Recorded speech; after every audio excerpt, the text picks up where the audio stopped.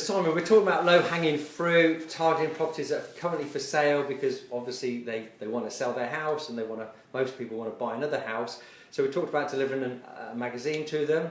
Then we talked about sending a letter. The third thing, and I want to count two things here, is sending them a new to the market postcard and a sold in your area postcard.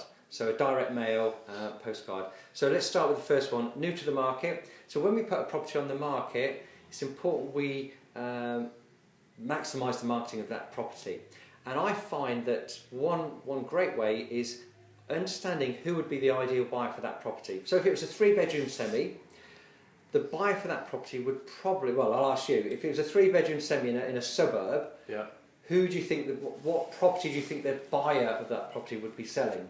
Probably a 2-bedroom property. Yeah, makes sense. Yeah. Maybe even a 1-bedroom or flat. Yeah. So what we want to do is send all the people that are selling a 2-bedroom or 1-bedroom property a postcard with this 3-bedroom semi-detached house on it, because most of those people will be buying another property and most of them will be buying locally. So it acts as two things. One, they might want to buy this house, but secondly, it's going to have the details of the property, but it'll have your picture on the back, your name, and it's another contact point for you. And they're going to say, oh, well, that property is not suitable, but I wonder what else this Simon's got. Yeah. Also, they might be thinking, I wonder if my estate agent sends out a postcard about my house to all the properties in the area. Probably not. So they'll be thinking, maybe I need to talk to Simon about how we can do the marketing on my property. Yeah. So sold in your a new to the market postcard. When you put a property for sale, we'll send out new to the market postcard to all the properties that are for sale in the area to let them know about it. Now, even if they're not interested in buying it, they might think it's interesting to see what else is for sale. It might be a competing property. So you could send it to other 3-bedroom semis. So do that, and then similar sort of thing, send out a sold in your area postcard. So every time you sell a property, send a postcard saying that you've sold this property.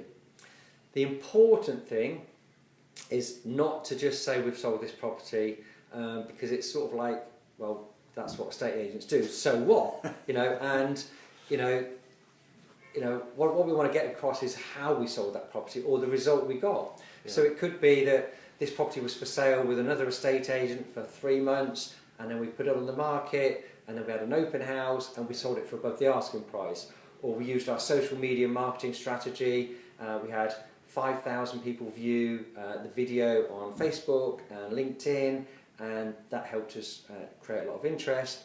So, or the owner, give a testimonial from the owner that Mr. and Mrs. Jones tried another agent, then switched to me to sell it, and Mrs. Jones said we were delighted with the service that we got and the price we got.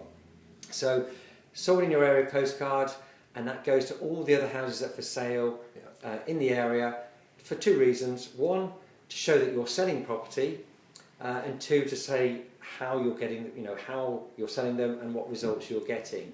So all of these things added together will make you quite a compelling proposition that I think, well, a lot of people are using Simon to sell their house, but I keep saying new to the market, newly for sale with Simon's details on. Then I keep seeing these sold in your area properties. And there's a thing called social proof. And if anybody's read the book, it's called Influence, and it's by Robert Cialdini. And it talks about the 6 principles of persuasion, and one of those principles is social proof. And social proof means it's like a shortcut to making a decision. So, excuse me, if I was looking to buy a new phone, and all my friends have got an iPhone, I think, well, they would have done the research. They know what they're talking about. They're into their phones. I'm just going to get an iPhone. Yeah. And people do what other people do. It's like fashions. People follow fashions because it's easier just to do what everyone else does. Yeah.